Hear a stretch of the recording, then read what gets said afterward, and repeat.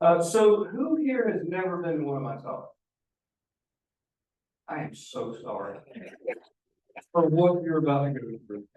And for those of you who didn't raise your hand, you better. Anyway. So anyway, thank you guys. I really mean this when I say this, Rick and Heather. It is a genuine honor to be here with you guys. You have a phenomenal organization. Rick, I've known about you forever. Admire you. Dan, you know I love you. Steve, Tim, Tricia, Mandy, John, Lily, all of y'all guys. I love y'all so much. So thank y'all for being here. All right. So for those of you who have been to my talk, you know what I'm about to do. I start my talk the same exact way. I've been doing this for 20 years. So the first slide that you're going to get is my grandmother. The very first really big talk I did was at the State Museum. I think it was like 20 years ago. And I always make sure that I point her out because I would not be here if it weren't for this beautiful lady right here. Speaking of beautiful ladies, Lisa McKnight's here. Everybody at home seems to go in. Yes. So anyway, the first slide that I always put up is my grandma. Because if you know anything about me, you will know that there is a straight line that goes back to this lady. I grew up with her love of nature. I grew up listening to stories of old wives' tales and superstitions and Native American stories.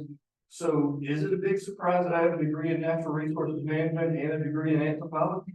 No, it's not, because she, as good a cook as she was, and she was a phenomenal cook, and as green a thumb as she had a green thumb, she was an alchemist, because she took that and she turned it into that. So if you guys will do me one favor, her name is Mabel Arrants. If you guys would say her name, I would appreciate that very much. So 1, 2, 3. If you don't remember another word I said tonight, I don't care. Do not forget her, please. She was never able to go very far from her Lee County home while she was alive, so I take her everywhere I go. And so for the longest time, that's how I started my presentations until 2019. Then I had to add someone else. The greatest boss I ever had in my life. She was just like my older sister. She was one of the best friends I could ever dream of having. This dear lady took a very young naturalist and elevated me to be able to do a lot of things. And I think, Lisa, you'll agree, we had a good time doing what we did. We had a really good time doing what we did. When she passed away very suddenly in 2019, Lisa, when I was leaving the memorial service, I heard one of the people at Fort Jackson say, we're really going to have a hard time finding somebody to fill her position. And on the plane ride back to Montana, I was thinking to myself, we're going to have a hard time finding anybody to do anything like she could do. So I got on the phone with the Wildlife Federation, and they were gracious enough to, along with me, start the Nicole Chadwick Memorial Scholarship Fund.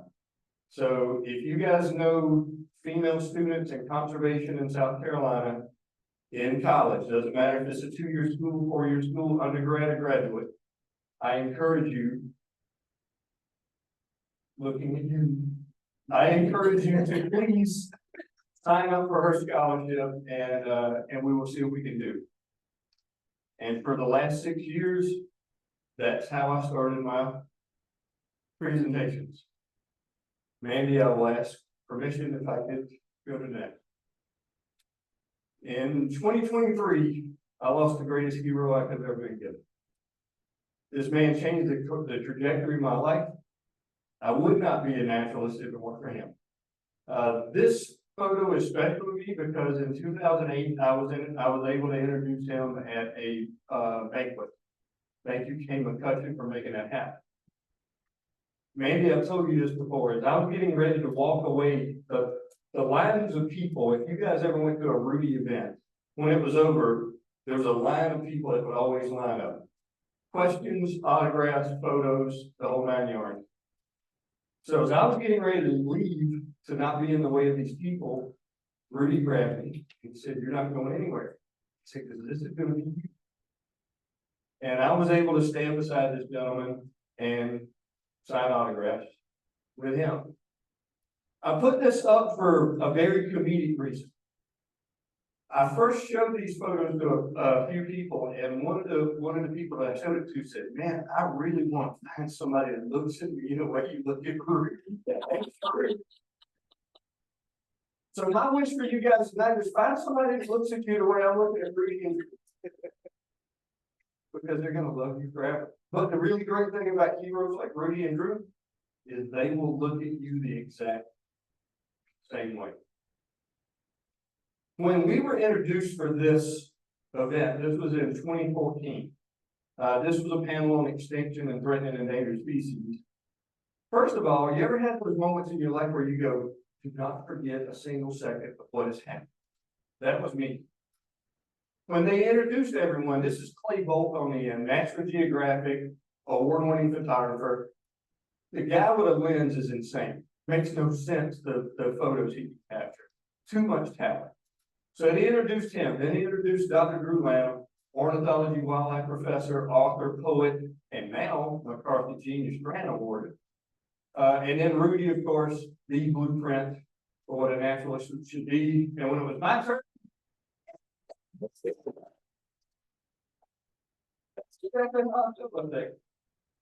one of those people didn't belong, and I think we know who it was.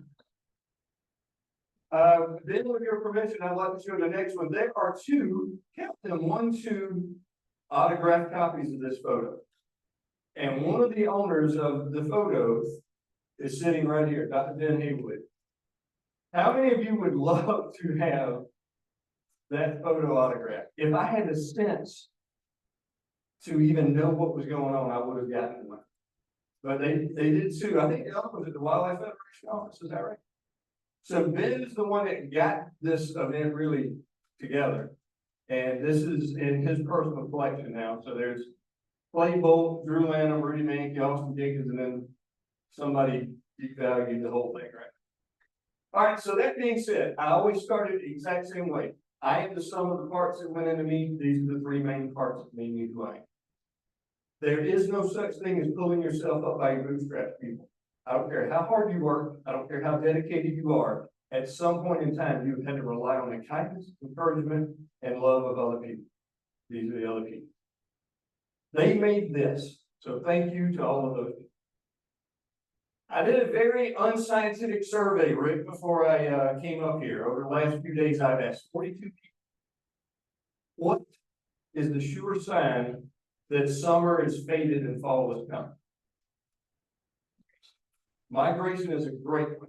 Migration is a great one. That was the second most common answer I got, was when the birds start migrating. I got a very unnerving level of pumpkin spice related happening. I was not prepared for how many people were going to say pumpkin spice when I asked about fall. Taken aback. So the second most common answer was when the birds start migrating. Anybody, we have a lot of bird experts. So I'm looking at Ben, I'm looking at Steve. You guys know what these are, so I'm going to exempt you from these answers. From left to right, anybody want to come in? We have a Kentucky warbler. Almost. They look very, very similar in the same genus with each other. The next one is the black-throated blue warbler. Exactly. Top right. I took that photo on purpose, so you can't miss it. Golden crowned kinglet. And below that, indigo bunting, right? I put these up because people always ask me, of course there's yellow breads in chat, but people always ask me, is a white-eyed vireo's eye really white? Yeah, it is. Is a red-eyed vireo's eye really red? Yeah, it is. Does a blue-headed vireo really have a blue head? You better believe it.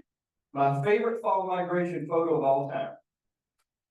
This photo here. Those are mine. It's at this point in time where I say all photos were taken and done during scientific research with permits by experts. Sure. So this is a male and a female American redstart. Tim, I caught these in the same nest net about a foot away from each other. Whenever I got them back, I weighed them, measured them, put the bands on, because the band's always the last thing you put on, right? No, you put the band on first. In case it escapes, you got it. So I waited, measured it, did the whole 9 yards, and I took that photo, and I let the male go, and I was gonna get the female. He sat in a tree right above me and waited for me to let the female go. I don't want to anthropomorphize anything, but it was a bit mean to me, and it made my day to watch that. Because as soon as she got out, she went and joined him, and flew away. So that was the second most common answer. What do you think the number one most common answer for what is the sure sign that summer is gone? Fall is coming. And that tells us what? The number one answer I got, 19 people told me when the leaves start changing colors, I know fall is coming.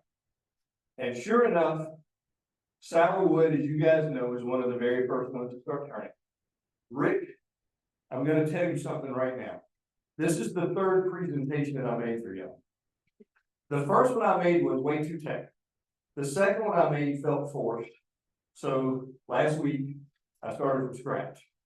So we're just going to have a conversation about what Josh thinks about. So sourwood is one of the first ones to change. It is vibrant. It gives you this beautiful, deep blood red scarlet color. But sourwood's not just there for us to enjoy the color, right? What's the scientific name? Oxydendrum arboreum. And that means what? It means acid tree in the form of a tree. Have you ever chewed on a sourwood leaf? It'll turn your mouth inside out, won't it? It's acerbic. It is very acerbic, almost astringent, as a matter of fact. So it is sour. If you look, the roots of acid and sour are the same.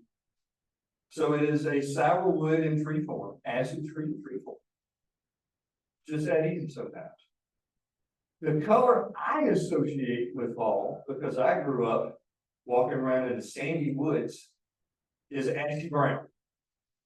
And people ask me all the time, Josh, are you sure ashy brown equals autumn? Absolutely, I do. Because as you guys know, I've heard you guys talk about Baptisia with the Native Plant Society before. We know Baptisia does one thing right before fall comes. It shuts its entire process down and it turns this ashy brown or ashy gray color. And my grandmother would love to take those and she would put them in flower arrangements. Because they can give you lasting beauty. And I think at some point, someone in this association and I have joked about the Baptisia tumbleweeds that you'll get in the sand hills a lot of times. Baptisia, scientific name for the genus that cover these, is from the word that means to dip. And Baptisia indigos were used to do what? To dye things, right? So what do you have to do to dye a fabric? You have to dip it in the fabric. Same root word as to baptize. Baptisia. All right, Dan, you're up. Every single one of us is naturalists in this audience. I'm certain that this is happening. Rick, this probably has to do at least once a week. Someone will send you a photo of a tree that's 140 yards away and say, what is this? Dan, I gave you an easy one. What is this? It could be a maple. I zoomed in, and what I found was we have very deeply lobed oak leaves up there. What oak turns very scarlet in the fall? Scientific name of scarlet oak, anybody? Quercus coccinea. Coccinea just means what? Bloody or scarlet. So Quercus coccinea, scarlet oak. That's just me sharing a little. How many of you guys get these texts and emails? I get them every day. Every day. Sometimes it's okay, and sometimes you're just like, I'll get to this in a month. All right, when I think of oats, Dan, this is what I think of this time of year when I think of oats, because things start getting a little bit thinner in the forest, and these guys are easier to find. I gave y'all all the scientific names tonight, so when I ask you for a scientific name, I just want you to sound it out for me. Southern Plantamalt, scientific name is what? Megalopyge opercularis. Anybody want to tell me what that means? Mega means what? Pyge means rear end. Larger, and opercularis means having a lid. Sure enough, if we look where the southern flannel moth is gonna come out, Tim, you know this 100 times from yesterday, they have the lid that's already in place. So it just means something that has a big rump that also has a lid nearby, and that's what it is. Then I'm not satisfied when I read things like this, so I look into a little bit more of the etymologies, and it turns out megalopyge, big rump. This was the first scientific name given us by the naturalist Sir Mix-a-Lot. Because this is an LA face with an Oakland boot. That's what goes into the cocoon of the southern flannel moth. It's called a pus caterpillar. You'll hear flannel moth caterpillar a lot. Anyone here ever been stung by one of these? How painful was that, Samantha? About a 9 on a 9 to 10, right? I worked with a forester at Shaw Air Force Base. He felt something down the neck of his shirt and he swatted it, assuming it was going to be a bug. It was not. And I watched a grown adult fall to his knees and start weeping like a child. They pack a punch. Heather, by the way, 45 minutes. You clearly have never been to one of mine. Ever. We're going to get out here at 8:25. All right, Lisa. Whenever I have a really good presentation that I'm going to do and I know someone cool is going to come, I make a portion just for them. Every time. So if you guys that were at the Environmental Education Association, you know that I played to Jen Kendall a lot because I love Jen Kendall to death. She's a phenomenal biologist, bad expert, but she's from Oregon originally, so I put a lot of Pacific Coast stuff, if you guys remember it. Well, Lisa, because you told me you were coming tonight, there is a story that I remember very vividly. You and Nicole were in the door of my office and we were all talking about nightmarish classes we had in college, and your story was organic chemistry. You had a midterm and you were driving to school and you said, if I just turn into the telephone pole and be okay. So because I remembered that and I knew you were coming, I adored you to pieces, I put this in just for you. When I think of summer turning to fall, how many of us spent a lot of time in the woods as kids? Come on, everybody, right? This is the chemical that I think of. And it's not what y'all are thinking. Okay, the gray atoms, Tim, are carbon, the white atoms are hydrogen, and the red atoms are oxygen. So that gives us C10, H6O3. Anybody want to tell me what C10, H6O3 is? I'll tell you. Juglone. Juglone is the chemical that is named after the genus Juglone, right? Black walnut. Juglone's niger. Juglone's, anybody want to take that one? Jupiter acorn. Juglone's means Jupiter acorn. And if you use your imagination, this thing in my hand, it could look like an acorn. It's not. We know this is a walnut husk and hull. Niger's darker black. So it is a black tree that has a Jupiter acorn. Compound leaf. This time of year, Tim, Trisha, when you're walking along a creek or a lake, there is one thing you do not want falling out of a tree and hitting you in the head. And if you've ever been gored by one of these things, and I don't use it lightly, you get gored by these large balls, and they have some depth to it, right? Yeah. So as a kid, I always knew when I started hearing and seeing and having to duck and dive for the black walnuts when I was walking in the woods, that meant it was fall. And so, as your father taught all of us as good naturalists, we don't talk about one thing. Rudy taught us that everything is about connection, right? Relationships. You guys mind we talk about some great old friends of mine that I think about when I see this? So what does a black walnut have to do with me and a hole, clearly, that I dug as an archaeologist, and the big mounds there? And if you look at this little mound of dirt here, that's not a fire ant bed. That is the cast off of what I was digging there. I'll tell you what it is. Black walnut was one of the keystone trees and plants for Native Americans across the frame. And I'll tell you what, they use it for tons of food, not just the nuts. They would grind it up to make flour. They would also put pieces in breads and other things to make like tortilla and breads. Medicines. The list of medical usage for black walnuts is about as long as I can talk all day. And that's a lot. It's a lot. So they would char twigs and chew on them to help with toothaches and tooth decay. They would make poultices for ringworms and infections, the whole 9 yards. I mean, everything from menstrual cramps to constipation and everything in between. They covered all of it. Construction and woodwork. Absolutely, they used it in buildings. They would use it for tent poles. They would use it for charnel houses.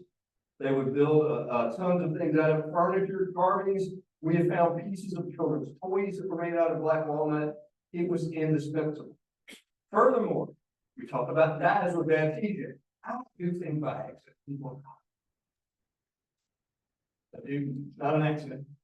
The husks and the leaves are still used to this day, even in an industrial uses, to make yellow, browns, and black dyes. You can manipulate a little bit and get green dyes out of it. How many here have ever peeled a walnut out in the woods as a kid? How long did that brown take to get on your hands? You just had to slough the skin off, right? Steve, I bet at some point, if we look far enough in our fingerprints, we still have walnut in there. It is an insect repellent. Native Americans would grind up the leaves, tear up the green leaves, and scatter them around. Also with the husks around their abodes to help rid themselves of ticks and fleas, especially. But it also works for cockroaches. And it's a herbicide because juglone does what? We all know this as Native Plant Society people. What does juglone do? It keeps other plants from growing around it. And why would it do that? Because water and nutrients are precious. If it can cast something off and kill up the competition, all the better. So they used it as a herbicide. But most importantly, the thing that I love about juglone is it is a fish paralyzer. And at Etowah, Georgia, where those photos were taken of me in the hole and everything, this is a fish weir that still exists in the Etowah River. And if you guys look, it bottlenecks and V's to here. When the water is up and things are going, they can just go down to where the bottleneck is with baskets and catch the fish. When the water drops and the current's not so good, they take and bash the holes in the husks of the black walnut, chunk it out there, and wait for the fish to turn belly up. They just go out, scoop them right up. So black walnut, one of the trees that means fall to me, has myriad uses. 101 to start with. But guess what? Not the only tree that can do this stuff. What tree do we know, and this is a dead giveaway because you guys are looking at one of the first to drop its leaves, has these massive fruit-bearing sacs that comes out. It is the what? It's the red buckeye. Anybody want to say this scientific name? Yeah, so where does poppy come from? Anybody want that? Or is it? Who said it? I thought I heard. I picked up a bunch of buckeyes today in the mountains off the ground. Did you? What are you gonna do with it? You're not gonna eat it, Mark. Don't eat it.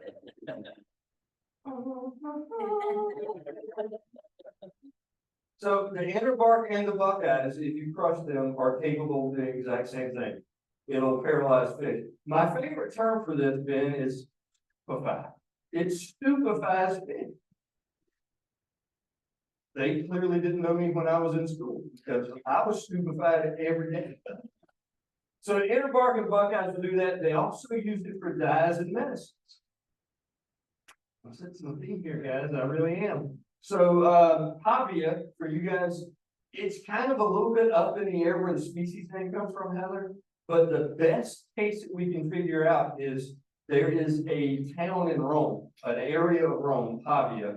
And one of the agricultural exports that was very good at growing way back when was stone fruit. What do we see in the middle of stone fruit? Things that kind of look like the buckeye. Why is the buckeye fruit called buckeye? Anybody? It's as easy as it sounds. They kind of look like the eyeball of a male deer. It's a buckeye. So back to my friend Walnut. This time of year, Steve, if you're walking along a creek, Dan, you've surely seen these caterpillars before, right? This is the walnut caterpillar. Datena is the genus name. Anybody want to tell me where Datena comes from? The answer is nowhere. In 1855, a botanist by the name of Walker created two genera. One was Datena and one was Natata. They're just anagrams of each other. They don't mean anything. So some botanist back in 1855 was acting like me. He's like, there's going to be a guy in South Carolina going, what? Nothing. Integrarama means complete, right? We see that in the description of leaves. It means not broken, complete. That is in reference to what the moth that this caterpillar turns into. It appears very whole and unbroken. So it's a nonsensical genus and unbroken. That is not the only worm that we see in black walnut, right? This time of year, what do we see everywhere, Tim? This one's easy. Fall webworm. Fall webworm, there you go. So fall webworms, Hyphanthria cunea, the last time I checked, and I asked Austin Jacobs, and by the way, Austin Jacobs, for everybody that knows him, Austin says hello. I'm serious. He does. He says hello. I was talking to Austin, and I wanted to double check because when I first started doing this 375 years ago, there were studies done because fall webworms don't just occur in the Southeast. They don't just occur in North America. They occur everywhere but Antarctica. You can find them on every continent. So the last time I think I checked, which was in 1943, there were some 625 to 650-ish trees and shrubs that fall webworms would utilize.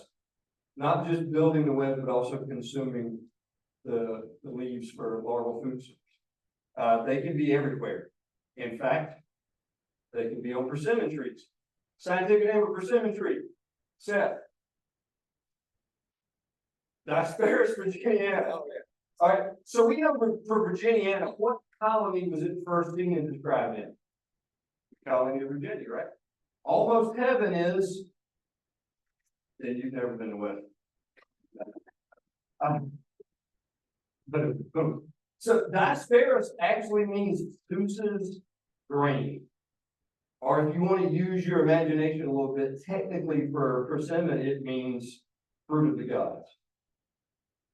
And if you've ever had a persimmon before the first frost, it ain't the fruit of the gods. It is so astringent that it will have you begging for Gatorade springs. You can't speak it. Have you ever done that? It's not a pleasant thing, is it? And I gotta be honest, even after the frost, persimmons aren't my favorite. So I gotta Disperos, I'm not real sure about it.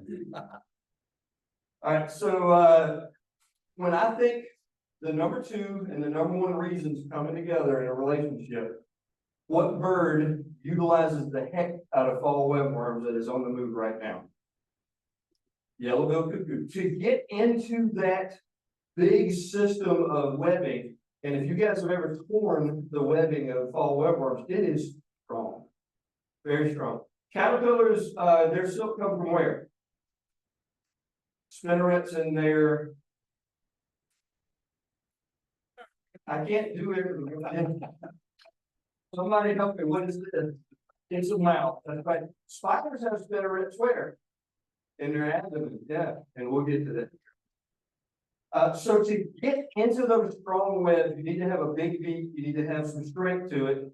And our friend yellow-billed cuckoo does that. Americanus just means it was first seen where? In America. Anybody want to take the genus name? It is a Greek word that just means how a cuckoo sounds. That's it. It sounds like a cuckoo. That's what that word means. Sounds like a cuckoo. So they are caterpillar loving, so much so that their spring migration coincides with the eastern tent caterpillars. Their fall migrations coincide with fall webworms. And as springs start a little earlier and falls kick back a little farther, we're starting to see a disjunct in their food resource. This is the current range of fall webworm and tick caterpillar. Get a good look at that. This is where yellow-billed cuckoos are found. Do you think that is a mistake? Jeff, I do not. One more time. Fall webworm and tick caterpillars, yellow-billed cuckoos. It is not their only food resource by any stretch of the imagination. Yellow-billed cuckoos can do crazy things. They can eat snakes. I've seen them eat frogs, but they love caterpillars, especially eastern tint and fall webworm. Now, switching gears just a little bit. Rick, remember I told you I threw 2 of these away and started from scratch? I was not getting what I wanted, Tim, when I was getting this together, because I was aiming for the botanical experts in the crowd. I really wanted to impress you guys and say, look at what we have in South Carolina, ain't this great? It just wasn't hitting home. So, Kid Josh and early naturalist Josh, when I think about autumn, I think about that last push of activity before the frost and the freezes come in, which I don't really get a whole lot here. Y'all get a few, I'll get 20 inches, you know, and y'all will be like, it's 40 degrees. So, I'm out the driveway with a snow blower. So these areas, and I picked this specifically, when I was thinking of where I could get some inspiration, I went to Carolina San Diego National Wildlife Refuge, one of my favorite places on earth. I put it right up there with Glacier National Park, I kid you not. I said there are 2 plants that if I can find them individually, it'd be great. I got down Wildlife Drive and I found them together. This is, in my opinion, the Buc-ee's for everybody in the fall. Everybody in South Carolina is fool over that Buc-ee's in Florida, right? And you guys probably drive the Gatlinburg and get it out too, right? So, whoa. So this is a Buc-ee's for everybody. What do I mean by that? This is a bustling ecosystem that can be found within an ecosystem, that can in turn be found in an ecosystem and found in an ecosystem. And every single trophic level is found within just a few meters. And you know who's talking? You know. So I zoom in on these things. These are 2 powerhouse plants. And what I mean by that is, you guys know there's tons of blazing stars. There's tons of goldenrods. So Stylodago and Liatris are the 2 genera. Stylodago means what? To make solid again. This was a medicinal plant. It helped make people healthy again, so it made them solid. That's where Stylodago comes from. Liatris is a bit of an apparent, it's a bit of a change of a Greek word that means physician. Because blazing star was also used as a medicinal plant. So if we zoom in on these guys and we look, this is one tiny section of a blazing star. Look at every single one. And I know you guys know this, but there are people in Zoom right now. Hey, everybody in Zoom, how y'all doing? Texas, anybody else holler? Carl. So if we zoom in on these things, these are just powerhouses. And when I see this much going on, I start looking for one thing. Pollinators. These photos were taken within 20 yards of where I took that first photo. Eastern tiger swallowtail, correct? I'm thinking red, spotted purple is what this is. Palamedes, see the full band there? And it's chocolate brown instead of black. And then of course we have the most famous butterfly of them all. And that is Rudolph. When I see that many pollinators in a place, I know somebody's going to be there to eat. Do you look in the background and see what I see? There's goldenrod, there's Liatris. Anybody want to get, you can just tell me the general type of spider. If you want extra points, you can give me the genus and species. Argyle, but let's go with our other one. Argentata. Argentata. And we see the stabilomatum. Zigzag. If you guys ever have me back, we can talk about how the Native Americans looked at that and who they chose as their deity with that. Yeah, have me back. But these connections, these relationships, when you learn how to read a landscape like you guys know how to do, you can walk up to an area and see the plants that are going to tell you what the pollinators are going to be and who might likely be there to eat those pollinators. Well, it wasn't just that set of spiders. There was the arrowhead or triangle spider. There was the black and gold. This is your orange here. And then there's the little tiny diminutive long-jawed orb weaver. So all of these were right around that one patch of flower. And guess who else was there? I got so happy when I saw this wasp. Dan, it's been, I can't tell you how long since I've seen a scoliated wasp. Scoliated temp. Scoliated means bent or curved. Because these wasps seldom straighten themselves out. They're usually bent or curved. If someone is unfortunately born with a spine that is bent or curved, they have scoliosis. They come together. What do you do, y'all? Trust me here. So feather-legged scoliated wasp, plumipes means feather-legged. Plumes of a feather, and pes is an extension of head. If something walks on four legs, it's a quadra.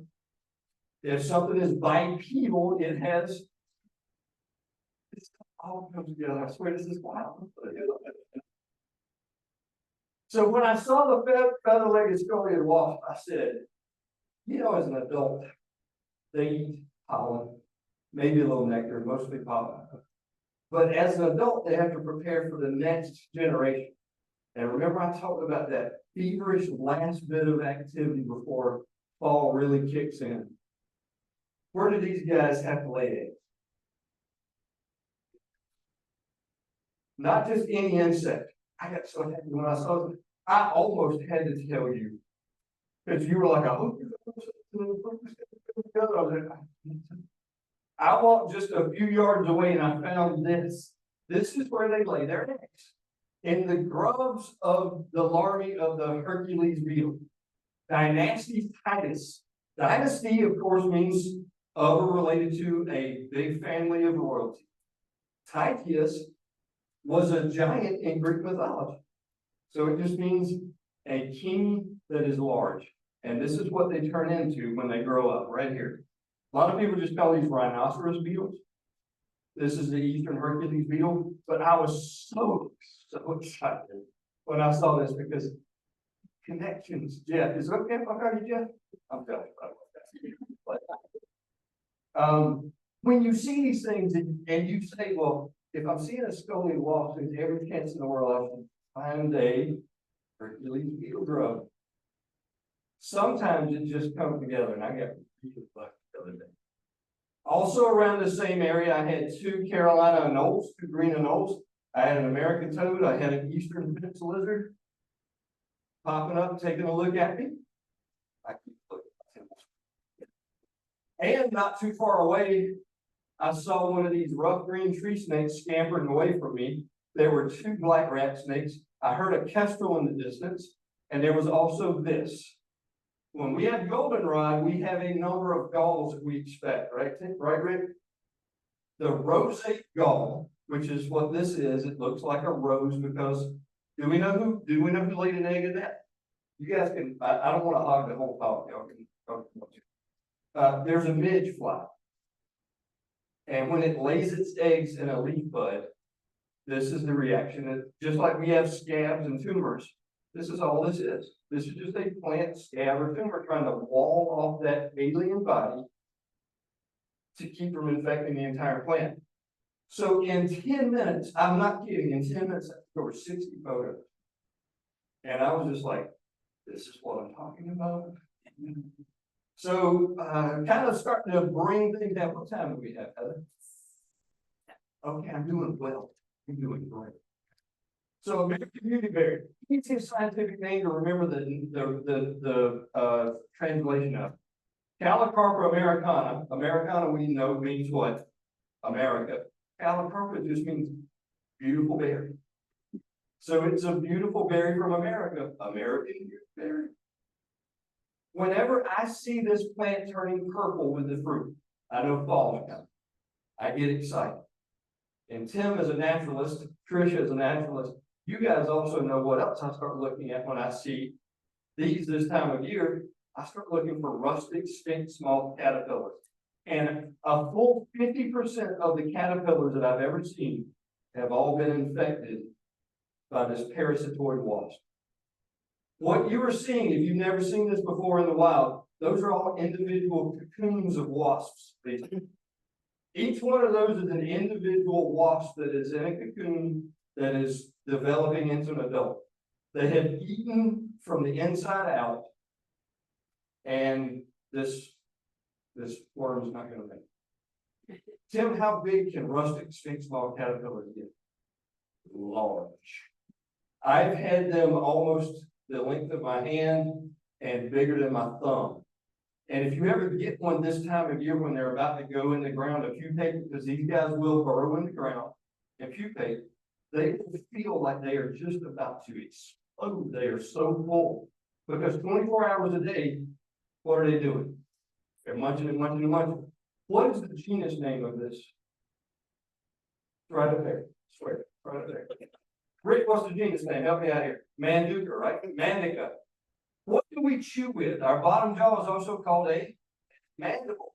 So manduca just means to chew, and rustica, of course, means in a rural environment or a country area.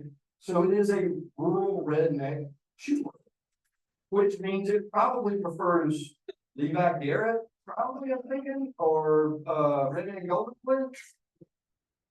But these parasitoid wasps, a female usually lays between a dozen and 150 eggs in a caterpillar. This one got hit pretty hard. What is the species name of this? Congregata, right? Just means they're in a group. Lisa, you're going to be able to do my job when I leave here, and I'm going to be broke and sad after this. So when I think about fall coming, I think about those caterpillars and some of their lookalikes. And these are two fast ones that I'm just going to throw in there. Banded sphinx moth. Steve Patterson, this is your slide. I put this slide in because I was standing next to you and our friend Lex Glover at the sod farm when I picked this up. This photo was taken in 2012 when you and Lex and I were birding at the sod farm. When you said you were going to try to come, I put this in hoping you would be here. This caterpillar is in my hand. You are off to my right. So banded sphinx moth looks a little like that. Also looks a little like the tersa sphinx moth. These guys have the big eye spots. I usually, if I get eye spots on a big hornworm, people call them, I usually go straight to tersa. They come in a variety of colors, just like this guy does. These guys can be all green. These guys can be green and yellow. I really am a sucker for the red face. Tersa sphinx moth, I'm a sucker for the gray face on that. But this time of year, again, this is that rush of activity. And none of these animals, none of these pollinators, none of these caterpillars are going to be doing a thing in the world if it weren't for what? The plants that are there. And those plants that tell me fall is coming also tell me some of my other great friends are going to be here, like the tersa sphinx moth.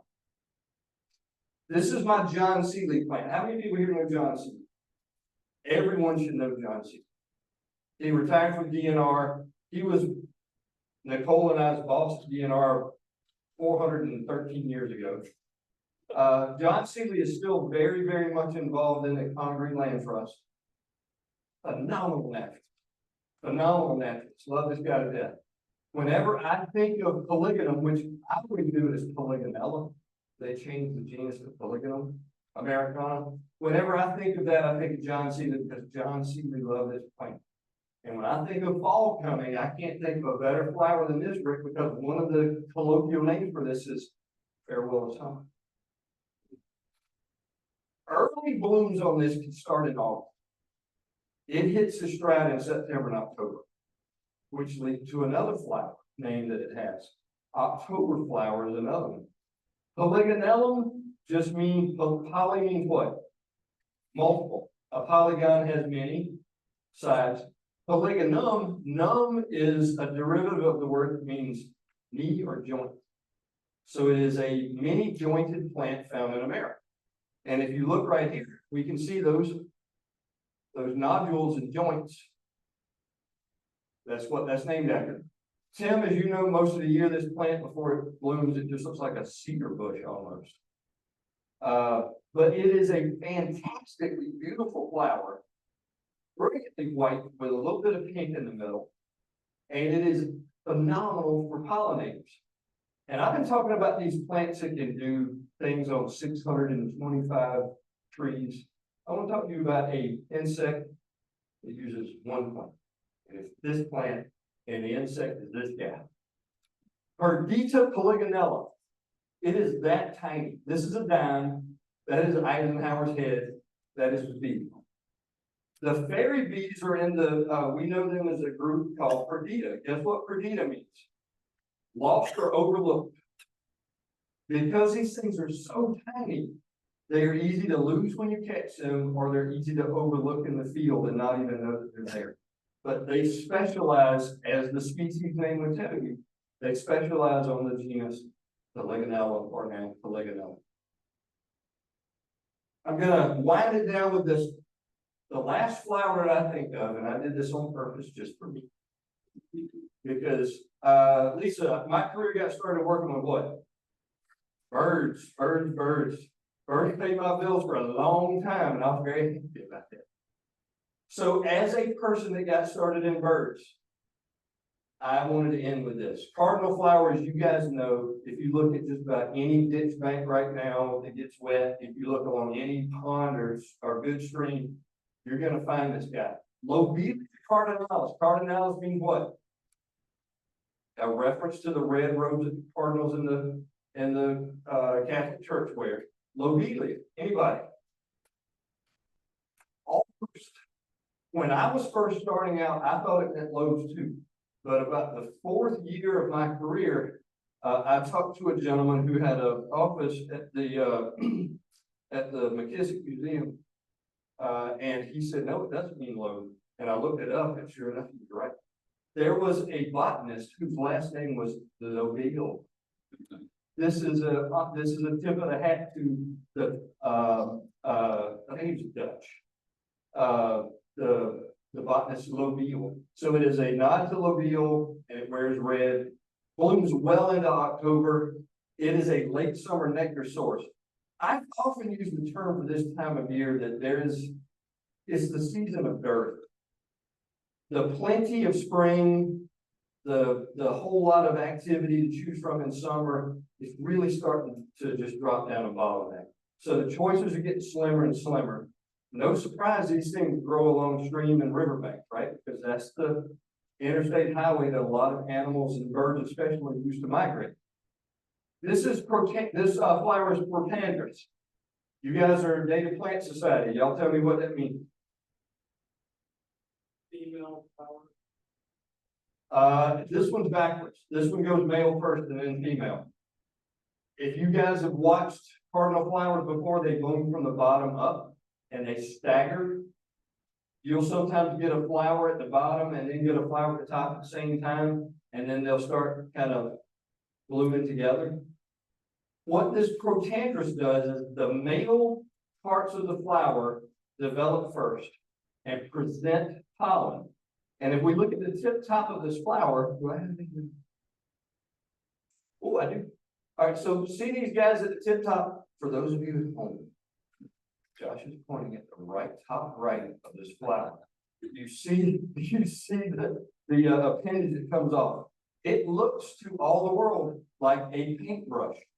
And I promise you that is exactly what it is, because contained in that paintbrush jet, as you would imagine, is pollen. And later on, and again, we talk about these plants bloom from the bottom up for the most part, right? If we go down to the bottom and we look here, these at the bottom, Josh is pointing to the middle bottom, don't look very much at all like these because the female style has begun to push out. And this keeps the same flower from pollinating itself. Unlike where I grew up in Lee County, where cousins were married together. Within a couple miles of where I grew up in Lee County, 2 first cousins married each other. and their names were the same, their last names were the same. So I guess they saved money on having to like change their monograms. That's true. I'm not kidding you. I do a lot for effect. That's real. But since I'm being recorded, I'm not going to say the last name. So it keeps them from being pollinated on themselves. This is a little bit closer look. If you look at the top and even here, actually the top, you see the paintbrush. This one is starting to change. The female is developing. The styles are now pushing out. When those styles push out, John, the wonder of the mechanisms, you're an engineer. So you would be very proud to see that that style comes out and brushes the top of the forehead of this hummingbird. Now, why would it brush the top of the head of the hummingbird? What do you think got put there on the other flower? Pollen, right? Ben and Steve, when I found this photo was sent to me. I can't claim this, but every other photo in this is mine except the rhinoceros view. But every other photo is mine. When I got this photo, I could not focus on the flower because I was looking at this adventitious molt. Hummingbirds have how many primary flight feathers? This is where we 10. How many secondary flight feathers do they have? 6. How many rectrices do they have? 10. 10, 6, 10 is the hummingbird formula. So as we know, we all know this, right? You count from the outside in on primary. So 10, 9, 8, 7 looks like 6, 5, 4, 3, 2, 1. 1, 2, 3, 4, 5, 6. Ta-da! So it looks like primary flight feather 8 and 7 were taken, and when a molt happens out of sequence in the bird world, we call that an adventitious molt. Happens a lot of times. This looks to me like it was probably a conflict between two other hummingbirds. I can't imagine anything other than maybe a mantis reached out for this bird and flipped the wing. So I'm going to go out on a limb. Know this. But I bet, has anybody ever seen hummingbirds fighting at a feeder? They get violent. No, they make contact. They would get put way out in the NFL right now. They are roughing the passer. They are targeting the whole 9 yards. So I'm thinking that this on the wing is an adventitious molt of 8 and 7. Another example of an adventitious molt, Carolina wrens are the worst for this. You ever have the Carolina wren on your porch or anything like that and try to catch it? It throws every tail feather it has off, right? That's an adventitious molt. It's out of sequence, and they will grow them right back. These feathers will be grown right back in a matter of a couple of weeks. No big deal. Look on the tip top of this calliope hummingbird's head. Those are all individual grains of pollen.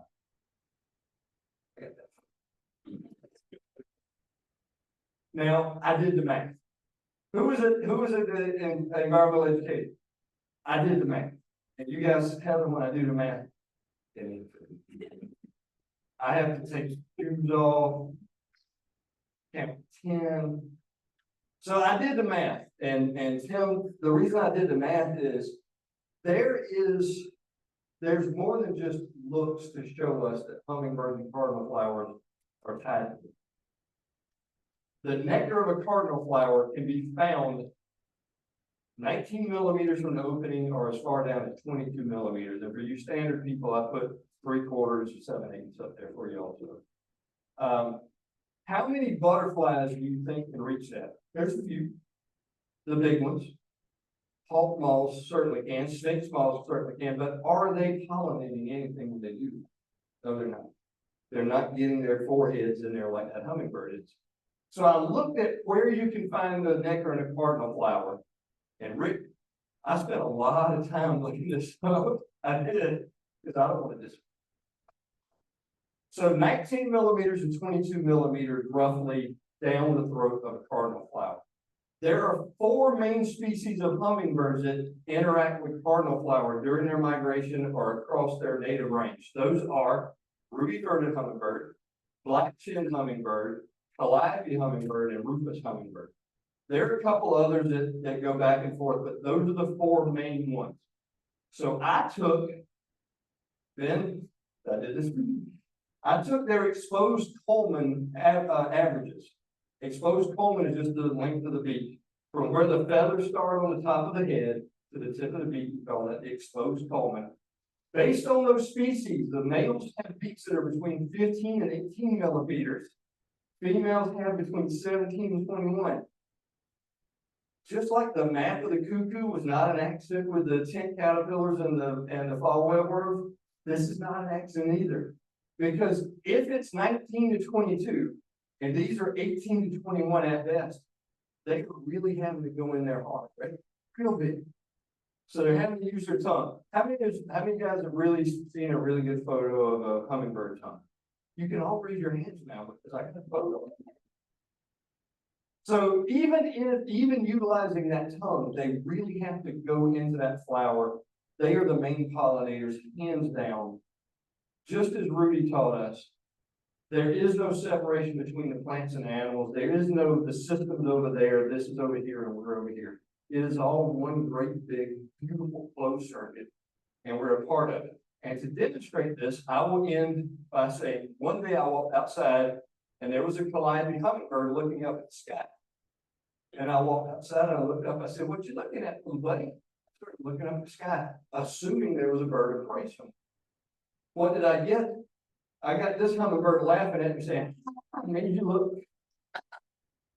And on that one, ladies and gentlemen, if you've never seen hummingbird feet, here is the feet of a black-chinned hummingbird. Here are the feet of a female rufous.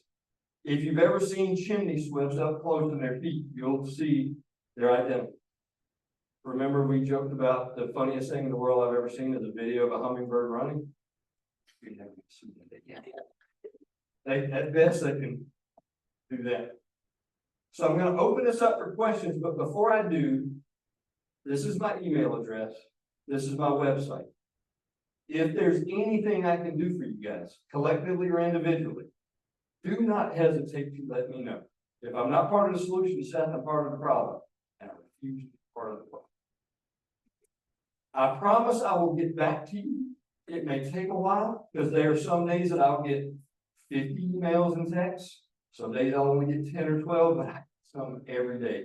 So just bear with me. I will get back to you, I swear. Even if it's something, and I promise I've gotten some from people, and I love these so much. Look what I saw in that yard today, John. And before I close out, the last thing I'm going to say is this. I've spent all these years putting my grandmother up there, and then Nicole, and now your father. We are all part of what they love. We owe it to them to do our best.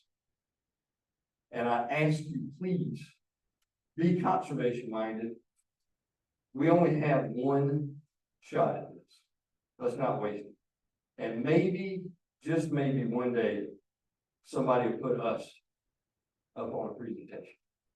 And on that one, I'm closing out. Floor is yours. I'll take questions.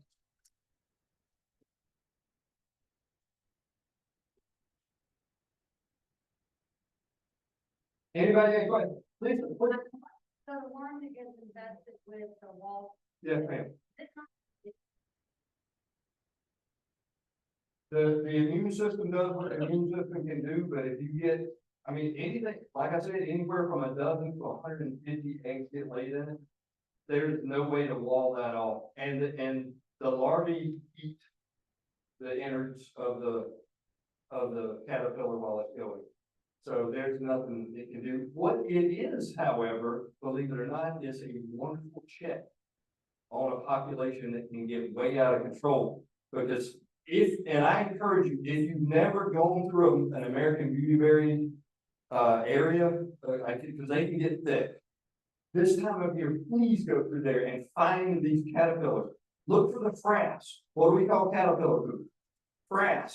So look for the frass. They look like little black pellets, little teeny tiny black droppings. If you find that, you look on the underside or the side of the leaf, you're going to find one of these rustic snake moths. They can't get out of hand. I've counted as many as 40 or 50 in just a couple of plants. So these wasps are doing a good check on them. But yeah, I mean, to answer your question, no, and it's not a pleasant existence once that starts either. It ain't. Because some parasitoids will, they'll inject a numbing agent where the host won't feel it, and they'll just keep going about their business. Not so. Not so here. It is really great to see you, by the way. Anybody else? Come on. I didn't drive 2.5 hours and get no questions. Can I talk about oil and rubber? You cannot tell what the winter is gonna be by the color of the oil.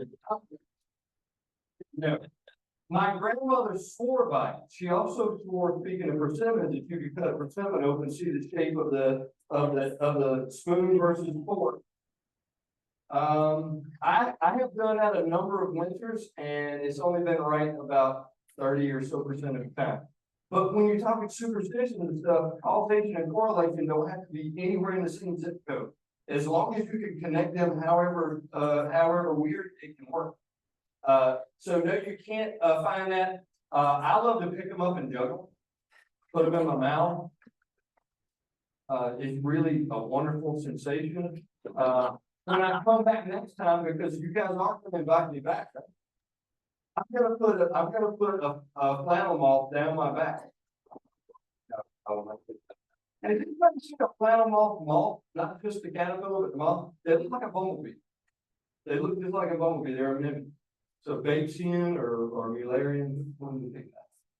Oh. Yep, I've been a few times.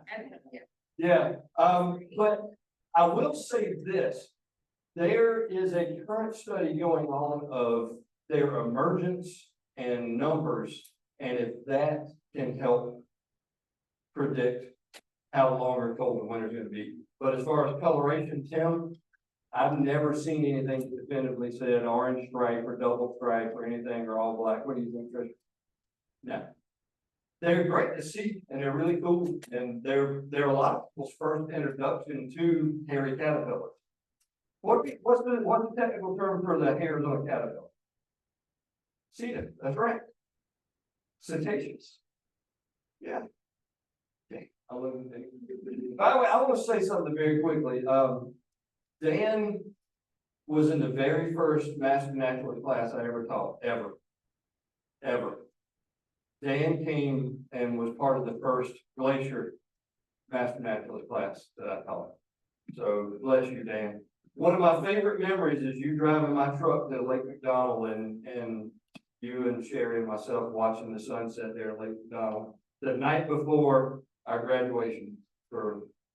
So I cherish that. I think about it every single time I pull up in my truck to Lake McDonald. I kid you not, I think about it every single time.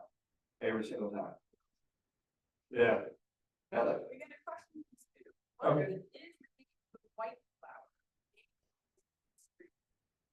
Polygonella americanum, that is, I called it John Seeley's flower. That is farewell to summer is a common name, and also October flower. But Polygonellum americana, we could call him Jimmy if you want to, as long as we get Polygonellum americana in there. But to answer Zoo's question, hey Zoo, how are you? Okay, Zoo. How are you? I love you, John. Okay. D-O-N or D-A-W?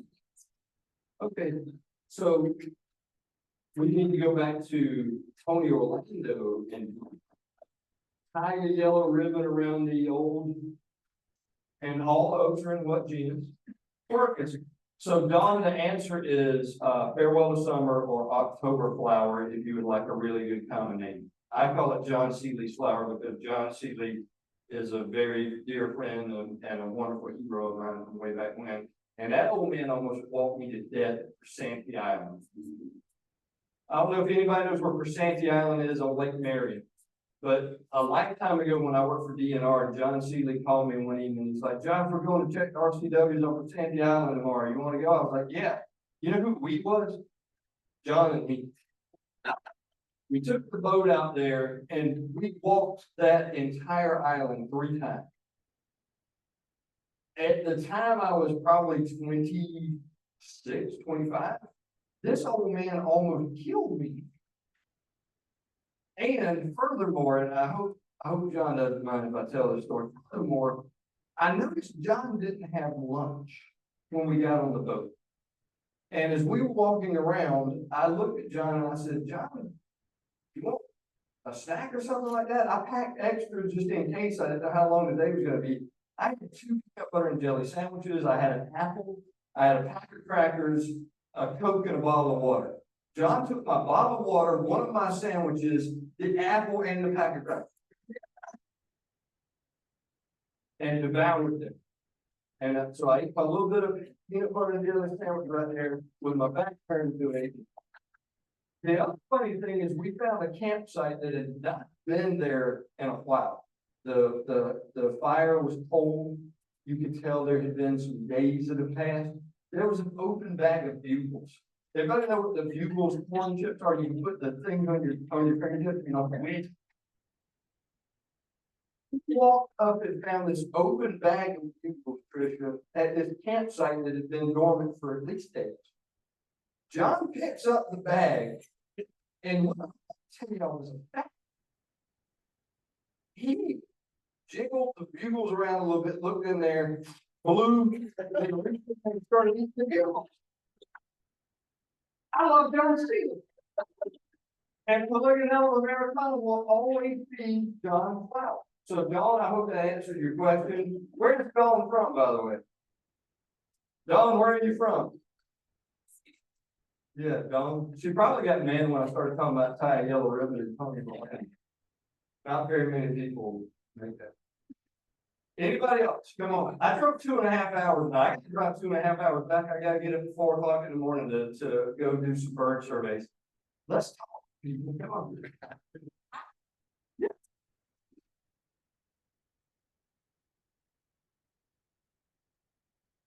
Yes.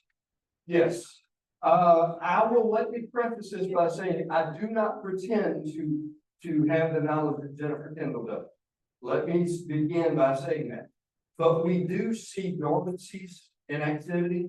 We see them only coming out every so often, sometimes staying in a bad house or in their under exfoliated bark, under clumps of dead leaves, or even getting in the buildings and staying there and being dormant for a while if it's really, really cold. As we know, there are places they can go into caves. They can stay dormant for a lot longer. Activity with bats would be closely associated with what they eat. And what they eat is what? Flying insects for the most part, right? At least in this neck of the woods. So when those flying insects, when their activity goes down, the bats also don't have much of a choice but to do the same thing. Now, as it happens in South Carolina, even in the winter, it can warm up a few days and you'll see some butterflies and some moths and some other insects start to fly around. Heck, I've gotten mayflies in South Carolina in January before. And you guys are crazy. Wow. It gets cold where I'm at. It stays cold for 7 months. You know, the first winter I lived in Montana, it snowed, I think it snowed like the week before Thanksgiving. I didn't see my grass again until May. But wow, okay, I really did this. But I love it. I could put more clothes on. You really take some of these clothes off for a police account, especially, you know, like me. But yeah, there are definite patterns, and it's an association usually with weather, cold, and the activity of insects dropping. So excellent question, and the question for everybody at home was, is there a correlation with that activity at this time of year going into this? Excellent question. Okay.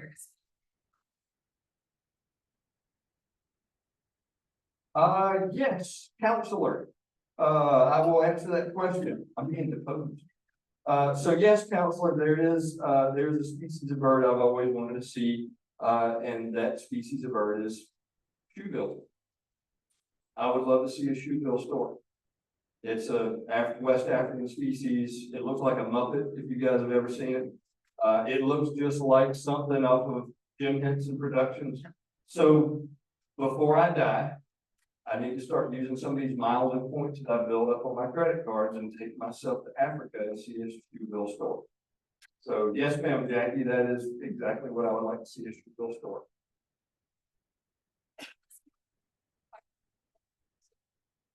Last question. Y'all are so disappointed.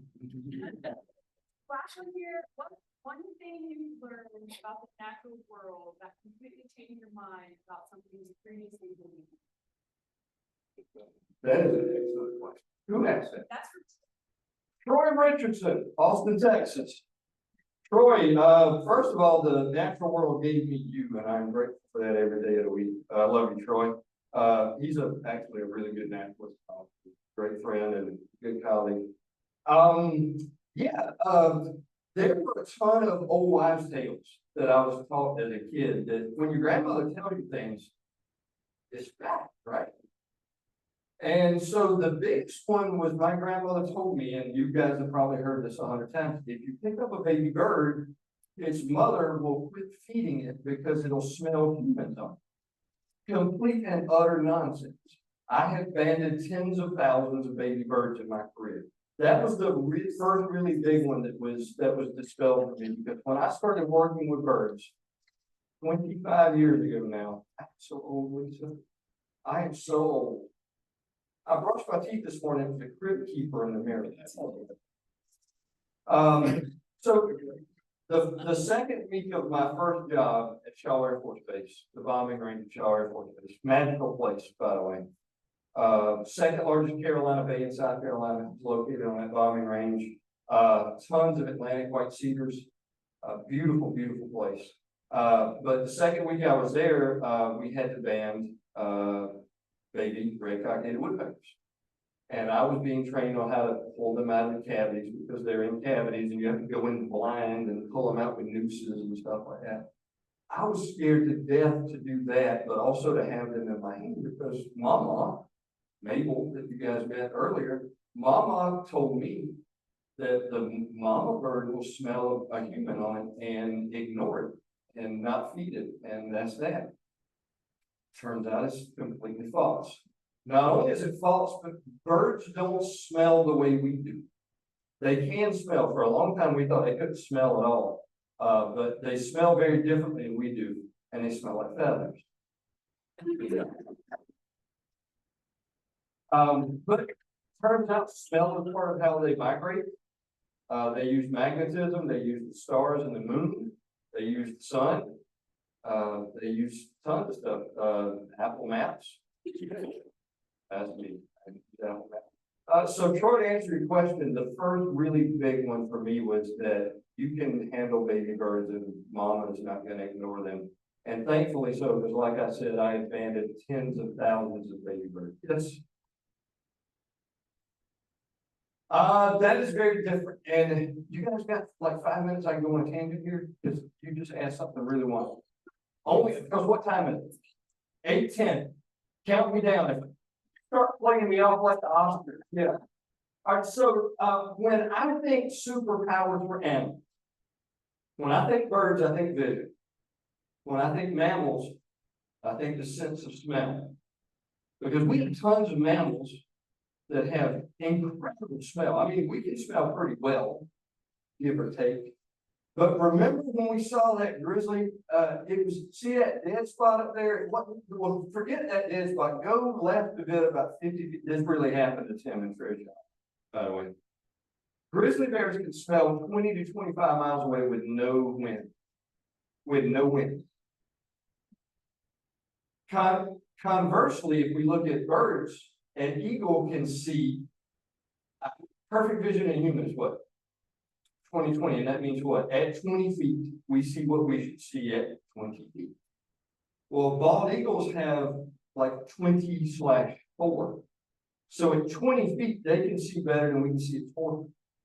And if I can extrapolate that out, if anybody here has ever watched some of the educational videos that I've done, if we were to take a bald eagle to Death Valley, Jim, I'm doing this for you, you're a Clemson guy. If we take a bald eagle to Death Valley and put it on one of the field goal posts, hopefully nobody at Clemson is going to shoot it right away.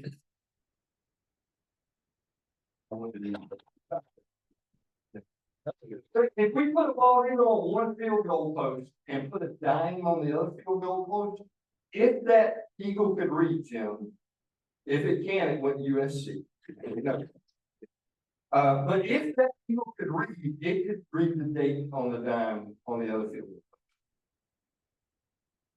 So we look at, that's their superpower, ours is smell. So when we look at, if we start messing with baby rabbits, baby raccoons, baby possums, it can have an adverse effect. But not normally, because the parents, especially the females, have put so much energy and time into developing and then giving birth and then raising them, that they will usually try to give one or two more good shots. If we keep hanging around and we keep having our scent and our presence there, yeah, they'll abandon. But it doesn't happen in birdland. We don't see that at all. Anybody else? I love each and every one of you. Just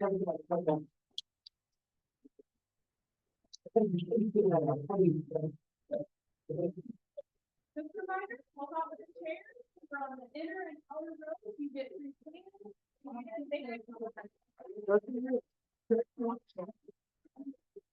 Here's going here.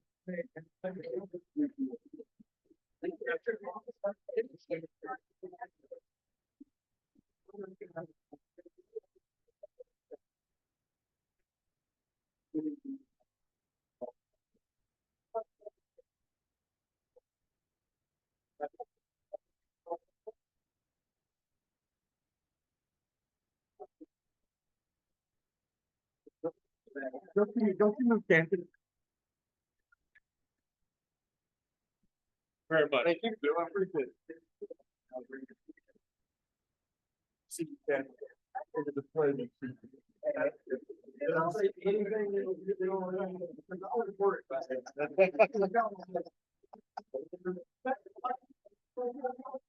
All right, you ready to play ball, man? Okay, I know you like to play ball, but yeah, I would love to.